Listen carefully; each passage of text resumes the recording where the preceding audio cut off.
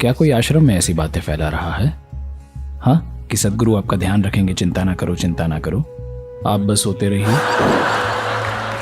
अगर आप भगवान से ओवर टाइम करवाते हैं तो वो भी एक दिन आप पर ऐसा निकालेंगे कि आपको हर चीज के लिए पछताना पड़ेगा। और ये मुझ पर भी लागू होता है। सौदेबाज लोग अलग तरह के होते हैं, भक्त अलग होते हैं। अगर आप में वैसी भागीदारी है तो कृपा के झरने बहेंगे, ना कि बूंद बूंद।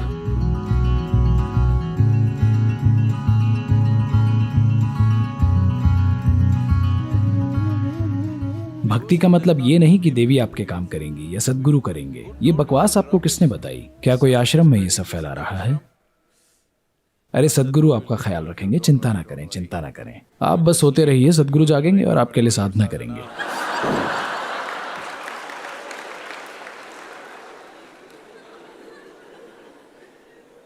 ऐसी बातों की वजह से ये देश, जो एक समय में आध्यात्मिक प्रक्रिया का एक जबरदस्त उदाहरण था, वो भाग्यवादी और खुद के खिलाफ हो गया है इस शिक्षा के कारण। चिंता ना करें, चिंता ना करें, भगवान आपका ख्याल रखेंगे। कुछ साल पहले कोई मॉरिशियस से आया था, लगभग 25-27 साल पहले। तो ये तमिल लोग हैं जो 3 पीढ़ी पहले वहां गए थे। ये वाली पीढ़ी कभी भारत नहीं आई थी। अब वे कोई उद्योग चला रहे हैं और वे बहुत अच्छा काम कर रहे हैं वगैरह। तो अब उन्होंने अपनी जड़ों का अनुभव करने के लिए तमिलनाडु आने का फैसला किया। आज भी वे अपनी ही तरह की तमिल बोलते हैं। तो वे चेन्नई आए और वहां से वे कुछ मंदिरों में गए और वे चेन्नई से कोयम्बटूर वापस जा रहे थे। तो वे यहाँ आए और स्वाभाविक रूप से हमें दिलचस्पी थी। आपको कैसा लगा? क्योंकि 3 पीढ़ियों के बाद आप वापस आ रहे हैं अपने पूर्वजों की धरती पर। कैसा लग रहा है? एक बात उन्होंने ये कही, ऐसा लगता है कि भारत में भगवान ओवर टाइम काम कर रहे हैं। What happened? क्यों, क्या हुआ? वे कहते हैं हम गाड़ी चला रहे हैं, बच्चे आकर पहियों के नीचे गिरना चाहते हैं पर किसी तरह वे बच जाते हैं। कोई ऐसे ही घुस जाता है, मरना चाहता है पर किसी तरह बच जाता है। तो जब इसे देखते हैं तो लगता है भगवान वाकई यहाँ ओवर टाइम काम करते होंगे। अगर आप भगवान से ओवर टाइम काम करवाते हैं तो वे भी एक दिन आप पर ऐसा निकालेंगे कि आपको हर चीज के लिए पछताना पड़ेगा। ये मुझ पर भी लागू होता है। तो भक्ति, इसका अर्थ है संपूर्ण भागीदारी, ना कि सदगुरु मैं आपका भक्त हूं, क्या आप मेरे लिए सब कुछ करेंगे? मैं क्यों करूंगा?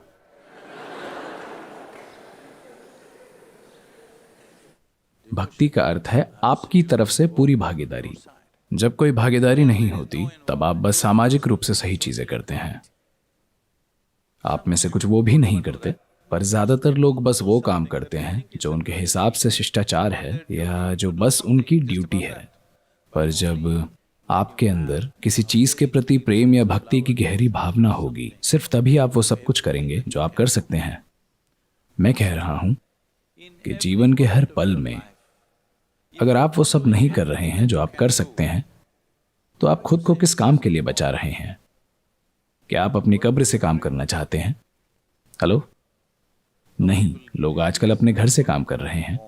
तो मैं आपसे पूछ रहा हूं, आप अपनी कब्र से काम करना चाहते हैं? आपके जीवन के हर पल में क्या यह महत्वपूर्ण नहीं है कि आप वो सब कुछ करें जो आप कर सकते हैं? इसी गहरी भागीदारी को भक्ति कहते हैं। भक्ति कोई सौदा नहीं है। सदगुरु, मैं आपके प्रति बहुत समर्पित रहा हूं, पर आपने मेरे साथ कुछ नहीं किया। मुझे आपके साथ कुछ करना ही नहीं था। सौदेबाज लोग अलग तरह के होते हैं, भक्त अलग तरह के होते हैं। मेरे साथ कुछ होने ना होने की जरूरत नहीं है, मैं खुद को इसमें झोंक दूंगा। यही भक्ति है।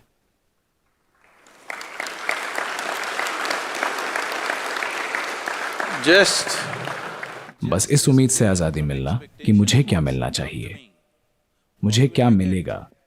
अगर आप बस इससे मुक्त हो जाएं तो आपका जीवन एक धन्य जीवन है। बस ये जान लें, अगर आप सिर्फ इस एक चीज से मुक्त हो जाएं, मुझे क्या मिलेगा, तो आपका जीवन बहुत ही धन्य जीवन है। हम ईशा में यही दिखाने की कोशिश कर रहे हैं कि हजारों लोग ऐसे ही पागलों की तरह काम कर रहे हैं। बाहर से वे वैसे दिखते हैं, पर वे शांत चैन से हैं। वे अपनी आंखें बंद करते हैं तो दुनिया गायब हो जाती है। हाँ, और उन्होंने अपने जीवन में बस एक चमत्कार ही हासिल किया है कि उनके दिमाग से मुझे क्या मिलेगा निकल गया है। आपको बस इतना ही करना है। भक्ति का अर्थ बस यही है। आप उम्मीद के दर्द से मुक्त हो गए हैं। कुछ भी हो जाए, मैं ठीक ही हूं। क्या बेहतर है? आप जो चाहते हैं वो हुआ, ये बेहतर है, या कुछ भी हो आप ठीक हैं, ये बेहतर है। बात बस यही है। पर जब आप ऐसे हो जाते हैं, जब आपका अपना कोई भी स्वार्थ नहीं होता, तब आप अपनी तरफ से पूरी कोशिश करेंगे। एक इंसान बस यही कर सकता है। और जब आपको ये चिंता नहीं होती कि आपको क्या मिलेगा, तो कृपा आप तक पहुंच पाती है। क्योंकि आप हिसाब ना लगाएं। सदगुरु, 3 मिनट तक मैंने ये नहीं सोचा कि मुझे क्या मिलेगा, मुझे कितनी कृपा मिल जाएगी।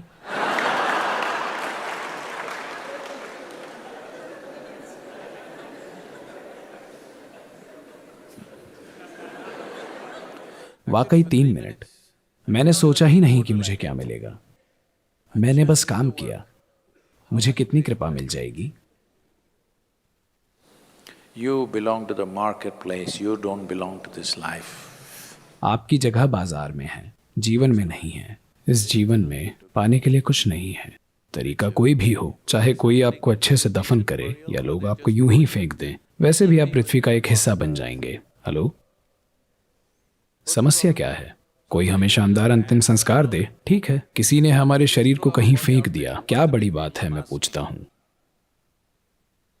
जो भी हो, वैसे भी आप धरती का ही एक हिस्सा हैं। अगर आप ऐसी भागीदारी दिखाते हैं कि आप यहां मौजूद हर चीज का हिस्सा हैं, तो कृपा आप तक पहुंच पाएगी। अगर आप सोचते हैं कि आप अपने आप में अलग हैं और आप कहीं और से आए हैं और आप अपने सर पर कुछ ढोते हुए कहीं जाना चाहते हैं, तो आप अपना जीवन बर्बाद कर देंगे। चीजें आपके आसपास खुद को व्यवस्थित कर लेती हैं। अगर आप अपने जीवन में कुछ महत्वपूर्ण कर रहे हैं, तो चीजें आपके चारों ओर अपने आप व्यवस्थित हो जाएंगी। कुछ मात्रा में आराम वगैरह आएंगे। पर आप ढूंढ क्या रहे हैं? क्या आप आराम ढूंढ रहे हैं या फिर तृप्ति? ये आपको तय करना होगा। अगर आप जीवन में तृप्ति खोज रहे हैं, तो भागीदारी जरूरी है। भक्ति का अर्थ है बस बिना किसी सवाल के बेधड़क भागीदारी। भक्ति बस यही है, संपूर्ण भागीदारी, अपना सब कुछ झोंक देना। अगर आप में वैसी भागीदारी है, तो कृपा के झरने बहेंगे, ना कि बूंद बूंद। एक बार आपको ऐसी कृपा मिल गई, आपका जीवन तृप्त हो जाएगा। किस तरीके से, कैसे, आपको हिसाब लगाने की जरूरत नहीं है। अगर आपका शरीर, मन और ऊर्जा रुकावट नहीं है और कृपा आप तक पहुंच रही है, तो आपको परेशान होने की जरूरत नहीं है कि इस जीवन का क्या होगा। जो भी होगा, सबसे अद्भुत चीजें होंगी। बस इतना ही है।